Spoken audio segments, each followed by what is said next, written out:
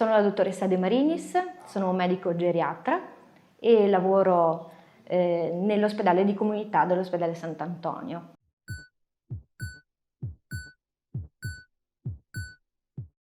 Il nostro ruolo è un ruolo molto importante perché alla base c'è una presa in carico multidimensionale del paziente, quindi ci occupiamo non solo dell'aspetto di tipo sanitario, prettamente sanitario, clinico, ma ci occupiamo anche dell'interazione con tutto quello che è il territorio, quindi tentiamo di trovare il giusto iter per arrivare appunto alla dimissione del paziente, che sia una dimissione sicura sul territorio, che può essere a domicilio oppure anche in una struttura.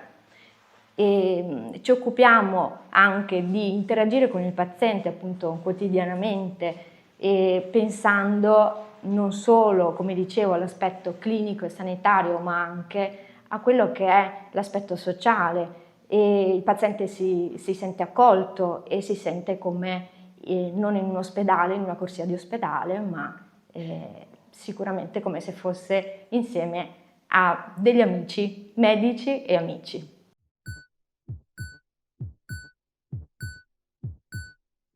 Buongiorno, sono Serena, infermiere dell'ospedale di comunità del Sant'Antonio, ottavo e nono piano. Come infermiera le attività principali che noi svolgiamo durante la giornata è appunto prestare assistenza durante le 24 ore nei turni mattina, pomeriggio, notte. Accogliamo i pazienti che provengono dai reparti per acuti dell'azienda ospedaliera di Padova, sia appunto della sede in via Giustiniani che del Sant'Antonio. Accogliamo i pazienti con ricoveri programmati tendenzialmente nelle ore del mattino e gestiamo le dimissioni poi sia con rientro a domicilio in altre strutture oppure comunque sul territorio.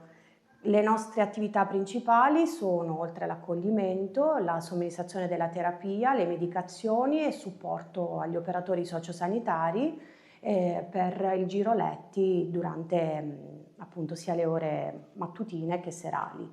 Un'altra delle nostre attività è quello del supporto ai familiari che al momento della dimissione saranno loro appunto i caregiver dei pazienti nella dimissione, nella gestione dei pazienti a domicilio, oppure li accompagniamo dando tutte le informazioni per l'eventuale dimissione in altre strutture territoriali, oppure nei casi peggiori, insomma, siamo vicino ai familiari per l'eventuale elaborazione del lutto.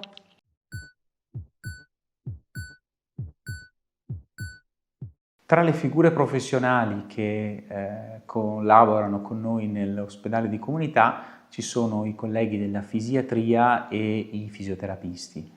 Queste figure professionali sono importanti nell'obiettivo della riattivazione funzionale, dove possibile, motoria o logopedica, in pazienti che le necessitino e che possano essere poi dimessi in condizioni cliniche adeguate per un rientro nel proprio domicilio. Abitualmente facciamo un incontro settimanale con il personale riabilitativo e per ogni paziente che entra in ospedale di comunità viene redatto un PAI, quindi un piano assistenziale individualizzato volto proprio a, dove possibile, il recupero delle attività di vita quotidiana.